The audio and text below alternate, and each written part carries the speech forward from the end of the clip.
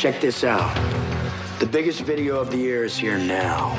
Tell us about how it works, the VHS sale. Yeah. So we started selling VHS tapes because people would reach out to me from following me on, I think mostly Instagram. They were like, oh, like I know you sell, this other stuff, but you're always getting or finding these like great vintage things. Would you sell any stuff like that? And I was like, oh, well, I don't have anything now that I'm selling.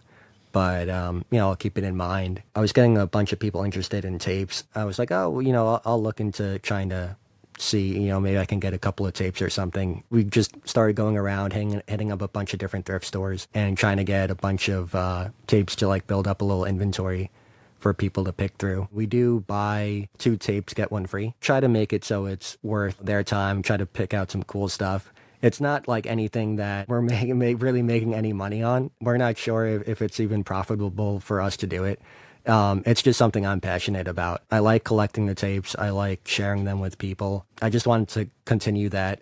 And especially in my space, I'm trying to limit myself on what I collect. But I really do enjoy collecting and finding and sharing VHS tapes. So yeah, it sounds like if nothing else, it would be a way to connect with with your followers and with people who are and maybe if in some way you can kind of point them towards the stuff that is more profitable, like, hey, would you like to buy a soap while you're at it? Yeah, exactly. Yeah. You said, hey guys, like, since we're doing this, I'll let you, Frankie and EJ, would you guys want to pick out 6 tapes from the website? So people can go right now to geekguilt.com and they can look at the catalog of VHS tapes, and that's where we picked these out. So we're going to share my 6 and then EJ. I have no idea what EJ picked, actually. I technically read it, but I didn't absorb it.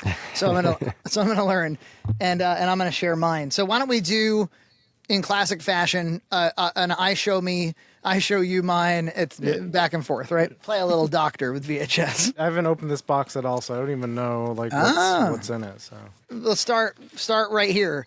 I got Billy Madison, which I had as a child. Stop looking at me, Swan. I don't know if I watched this again at age 38, would I cringe or would I laugh? That's the question. Because this was one of those, like, it's profane and crude, and yet it's clearly for people under 13. Yeah. But I remember, the song at the end always stuck with me. Don't I have a nice rack? And she was exceptionally hot. Sonya Blade from the Mortal Kombat movie. oh yeah. It was in this. She was, and Chris Farley talks about it. Me and Veronica Vaughn got it on. No, you didn't. Imagine if we did that. So I had to get, and I have Happy Gilmore. That's part of the reason, 'cause that's almost like a double feature right there. Yeah, I was never a huge fan of Adam Sandler. I don't want to say that I am, but maybe those 2 movies. Yeah, Happy Gilmore is pretty special. It seems they're just making like Netflix trash forever now. I have Yeah. never seen late stage Adam Sandler. So. What do you got, EJ? All right, so I just opened the box, and Okay. First off, it gives me this little sticker. It says and it's a orange tape with slime, which the Nickelodeon tapes were orange. I tape the 90s. I heart the 90s, but that was really good. Yeah, I used to rent those. Like, I rented. There was like a Ren and Stimpy. I think it was like a Christmas episode that I rented. I remember, and it wasn't on Nickelodeon because it was like too hot for Nickelodeon or something. I don't know. For like the Nick cartoons you guys grew up with, it was probably more like Ren and Stimpy, Doug, Doug, Rugrats. Yeah, that was the first wave. The first wave was Doug, Rugrats, and Ren and Stimpy. Yeah. And then they introduced like Rocko's Modern Life and stuff very like funny. That. I think when I started to drop off of Nicktoons was when it gets to like Cat Dog and Rocket Power or whatever. SpongeBob. I mean, we were in like 7th grade when SpongeBob came out. But SpongeBob was so popular that I absorbed some of it. And also I had young nieces and nephews at the time, so I saw a bit of SpongeBob. Yeah, I was probably like your nieces and nephews' ages, possibly. You can tell who edits, like which editor is on which video, based on if they use a Simpsons clip or a SpongeBob clip. I'm not putting SpongeBob in there. No. But like if I'm editing, there's probably a Simpsons clip that's going in. So what I see here is soap. a GoldenEye 007 soap. That's yeah. awesome. I love GoldenEye. And then Sonic the Hedgehog 2 soap. Nice. But let's get to the real guys. I was just looking. I was sharing with EJ this image on Reddit that was showing the difference between fake cartridges, and there was this GoldenEye one that looked pretty garish, and EJ was like, "Those look like the soaps." All right, so we'll go with the season that's coming up. I chose How the Grinch Stole Christmas. I mostly chose this because my kids have been into the Illumination one. Classic. What was this? Chuck Jones, right? Is that? Yeah, and it's very Chuck Jones-ish. Chuck Jones was like an excellent pairing with Dr. Seuss. Say what you will about Doug Walker. There is a Doug Walker video from a few years ago where it's just kind of like a running commentary analysis of that cartoon.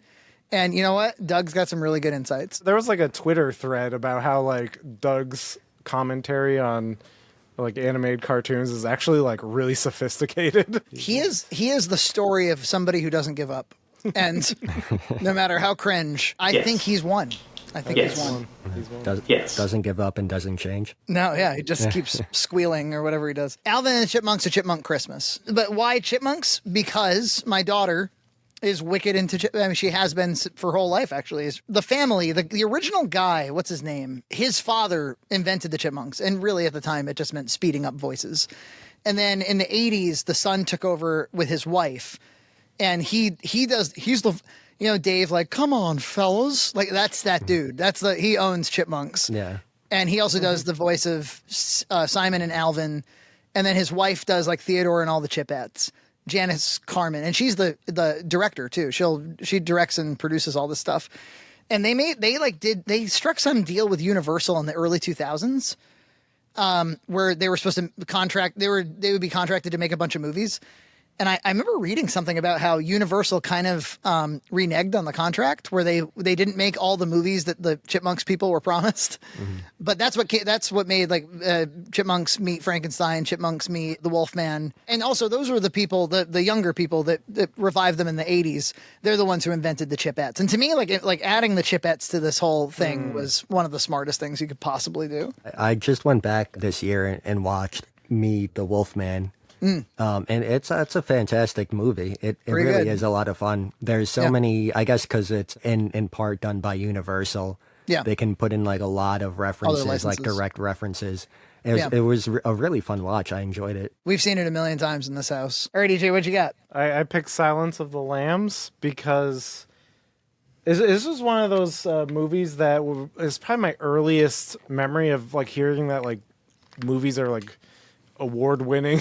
And I was like, oh, we should probably watch this because it won awards. And I was probably too young to watch it, but I remember being like, wow, this is amazing. Like it lived up to the hype. Anthony Hopkins is only in like 13 minutes of the movie, but he just steals the show. I just had to have it in this form. This is how I would have first saw it. So would you guys agree that horror is kind of like a premium genre for VHS? Yeah, by far. Very often on Facebook Marketplace, it'll be like a lot of horror. Buy your horror tapes from me. That's the stuff that brings like big money. I've been recently like on eBay just like throwing a couple bids on lots just to see, and all horror stuff. And I'll be like, I'll throw like, $20 here, $50 here, or something like that. They're selling for like over $170. It's crazy. Well, I suppose if you spent $170 and you got back 50 horror movies, that would be pretty happy with that, I'm kind of against the idea of spending like a lot of money on VHS. I think that kind of goes against the hobby of it and the novelty of it. I mean, most of them, like if it's something like collectible or like desirable, like maybe like if it's something you're looking for, you'll spend like $10 or so on it, or if it's something like really special. But like when you're like this one tape that I wanted ended up like one single tape ended up selling for, I don't know, over $100 or something like that. And I guess it's a rare tape, but I don't know. It kind of takes the fun out of it. To me, the whole point is the accessibility and the huntability, because, like I don't want to spend a lot of time searching for very specific tapes online. I'd much rather just show up to a place, see what they have, get some nostalgic memories, pick some stuff out, you know. Well, it kind of feels like going to a video store in that way. Like you go to the thrift store, you don't know what you'll pick out, and you know, you find something fun there, and you kind of get that rush. Yeah. Or you watch a Mark video and you go, oh, okay, I gotta have that. Like there was the Animaniacs thing that I saw on your shelf, and I was like, oh, I gotta go get that.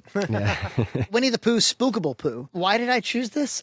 I don't know. It spoke to me, man. I like Halloween kid stuff. It's fascinating on the back. Approximately 33 minutes. That's how much value you're getting out of this. 33 minutes, and you rewind it and you watch it again. Yeah, I just like Halloween children's stuff. It's just so perfectly nostalgic. So next, I picked the Terminator. This is kind of a basic bitch pick, but I don't know. Recently I saw Leighton Eversole, who's a video essayist. He did the Terminator, so it was on my mind, I guess. And I remember seeing it on like TNT or something, playing in a very censored form, and I don't know. I want to relive that experience of seeing it in a similar format on a 4:3. So I feel like the second one is a DVD movie, platinum edition.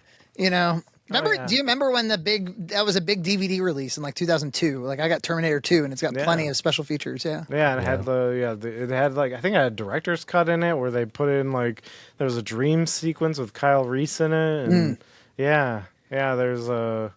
I got that one. now you get the hideous AI enhanced remove the grain version. Oh yes, for the Library of Congress. How do you feel about DVD, Mark? You like DVD?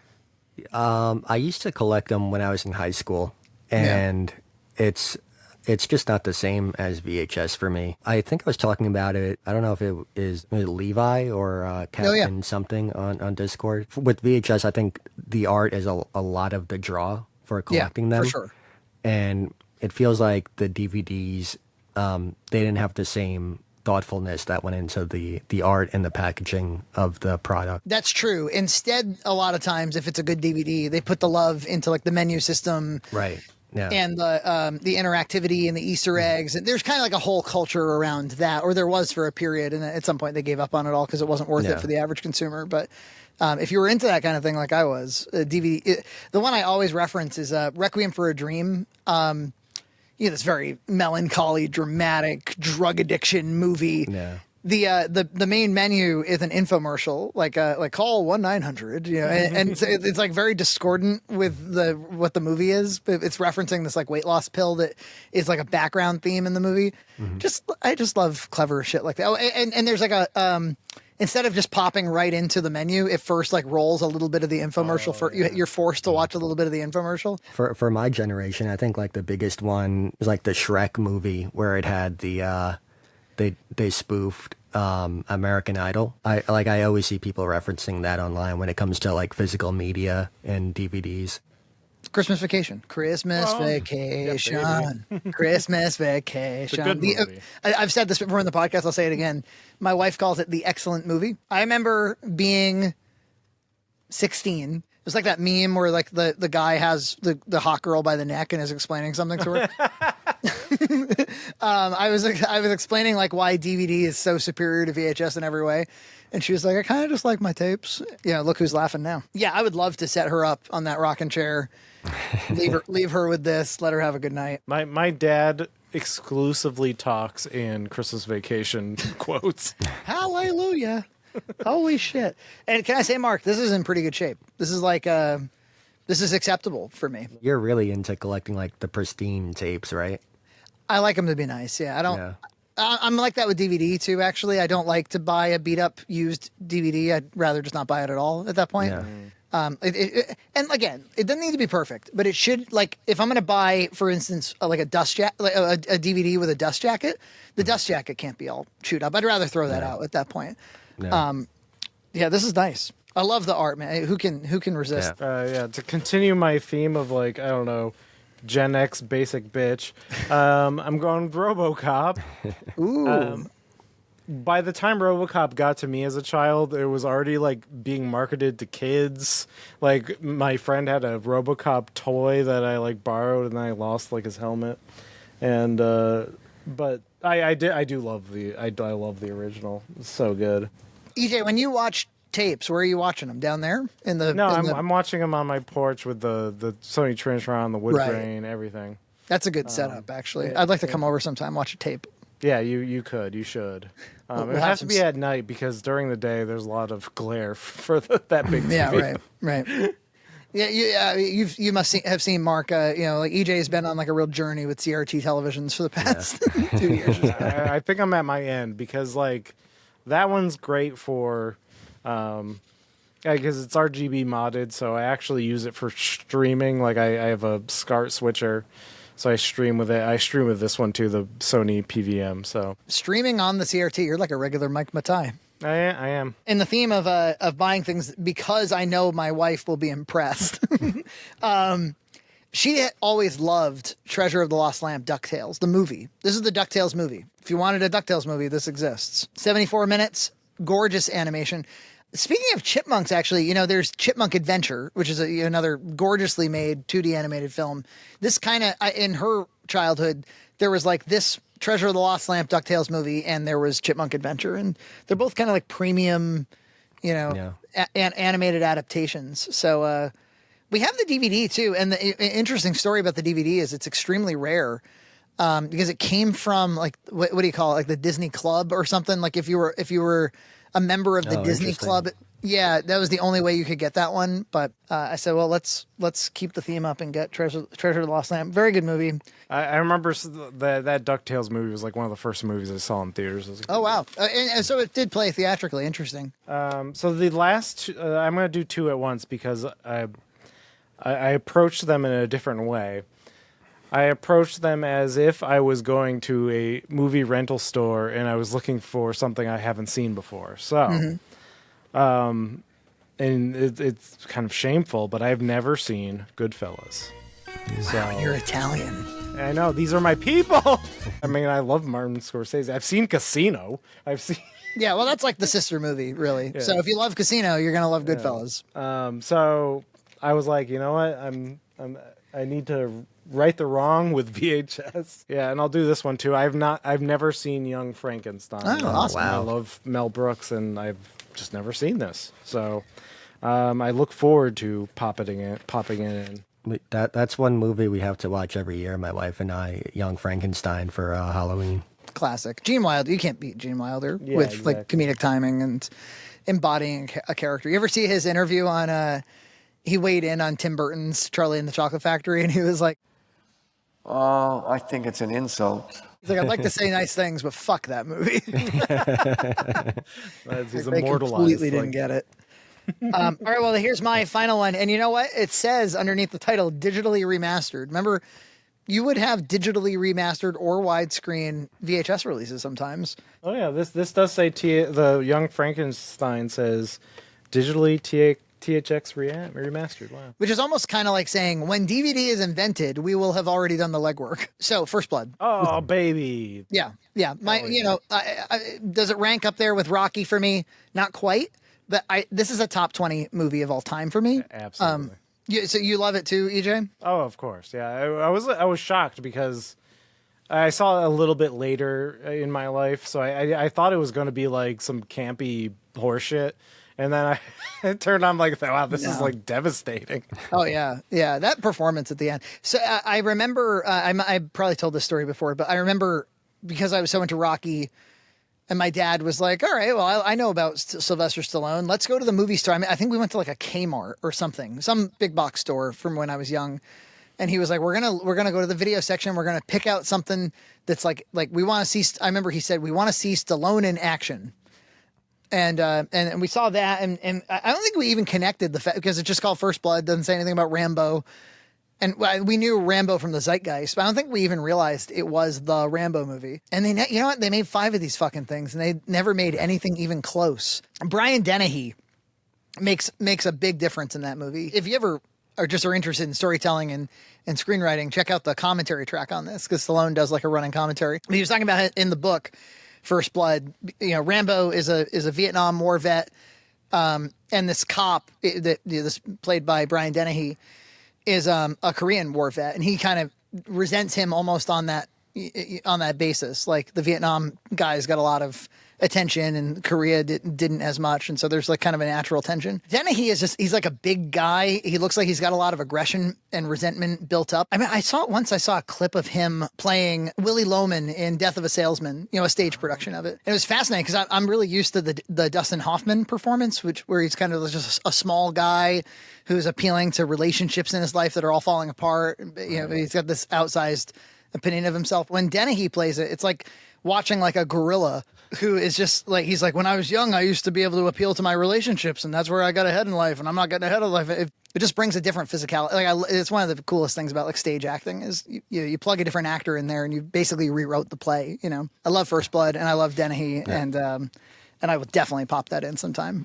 It was interesting what you were talking about with the Rambo movies, because I watched them when I was a kid, and I remember like the later movies, and then I went going back and watching the first one when I was older. I was like, this is like entirely different than what I remember. Yeah. There's like a real story too, you know? I just really remember my memories of Rambo are from the Master System games, because I would play those all the time as a kid. That's the overhead one, right? Where it's kind of like Yeah, so there was the overhead one and then a light gun one. I know the light gun one too. Yeah. The light gun one's way better, actually, for my money. Because it was based on the arcade. Yeah, I played both like forever, from the time when I was like, I don't know, 5 up until like when I was in high school.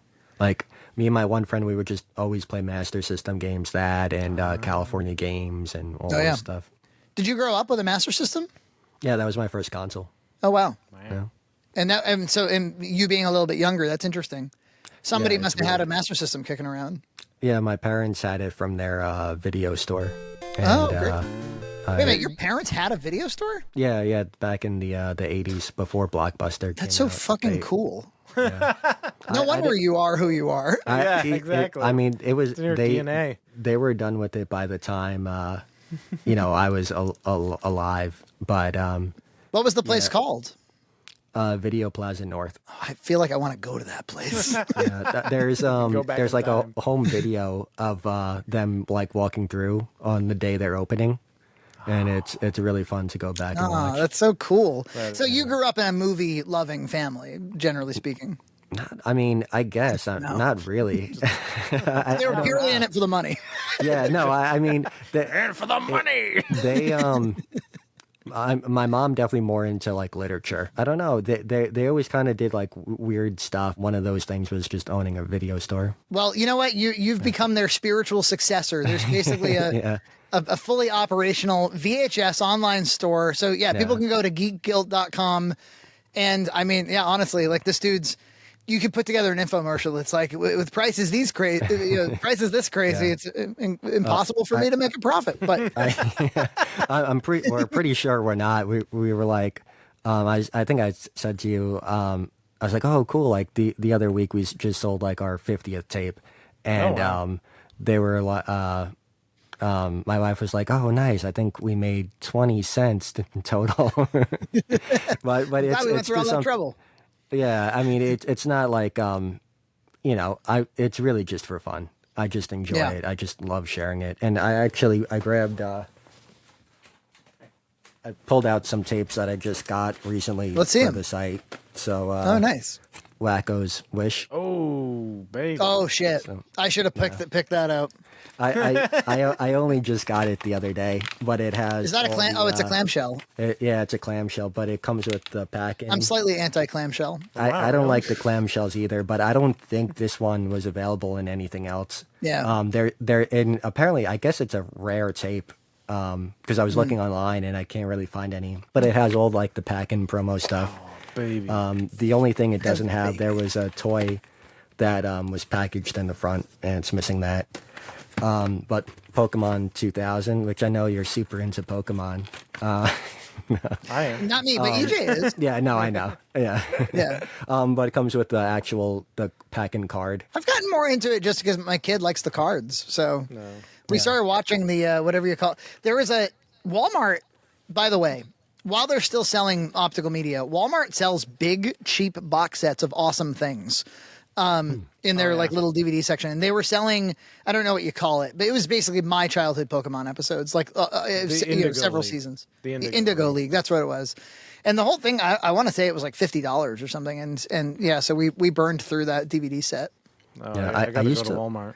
I used to love going to Walmart, and they'd have like the $5 bins, and like I got my complete series of what is it? Why am I drawing a blank on the name? The Street Sharks. The complete series on DVD for like one of those Teenage Mutant Ninja Turtle ripoff shows. I had a Street Shark. I had one of those ones with the chomping mouth. Do you remember Stone Protectors? It was trolls, with the stone and everything, whatever. But they were like, it was TMNT. Yeah, they made them buff. Yeah. They call me Cliff, and I like to climb. Get the drop on bad dudes anytime. We're the Stone Protectors. Our stones of power glow. That's autism. Because I haven't thought about that in 2 decades. Isn't there like an arcade game? Do they have like an arcade game or something? Or I wish. I would play it in a second. Dinosaurs, we're back. Oh, I'm familiar with it. Yeah. The Rugrats movie, which I don't know if this one, has like the pack-in pamphlets. Did they release that NES Rugrats game yet? I want to play that. Yeah, I'm pretty sure it came out. Yeah. What is it? Something in Toyland or something like that? Yeah. And there's like a the modern looking version, and then there's like a demake of it too. Yeah. Yeah, like you can get the actual NES cartridge and play it on your. That's cool as shit. I think that's cool as shit. The only thing is, like, sometimes I was saying this last time where you'll download a ROM from a thing like that and you'll put it on your EverDrive, and it'll be a .NES file, and there'll be like a mapper not supported by EverDrive. And I was like, oh, come on. some other mapper. Iron Giant, and it has the pack-in pamphlet, which I don't know if you guys have any tapes with this stuff. I just get like such a kick out of going back and looking at it. Like with this one, it's like, oh, you could win a Chevy Venture, which is like this little mini minivan, which probably no one has ever thought about since the year it came out. And then just some other interesting stuff like the Star Trek tape with the blue color. I thought that was neat. Is that the movie? It's Insurrection. Oh yeah, with Tom Hardy. Yeah, I'm not that big into to Star Trek. Yeah, it's kind of boring and shit, huh? Yeah, I've only seen I just got some terrible comments. What? I have had enough of you! Barney with the white tape. And, love it. Barney. Yeah. I'm not. I always talk about how I don't like the show, but VeggieTales and the green tape, the tape just looks so good. What do you got against VeggieTales? I don't know. I never watched it as a kid, and me neither. I never really connected with me. But you know what? We watched the Lord of the Rings one. It's like Lord of the Beans. We watched it with Gloria. I tell her the Lord of the Rings story to go to bed sometimes, and I'll say Aragorn, and she'll go ear of corn.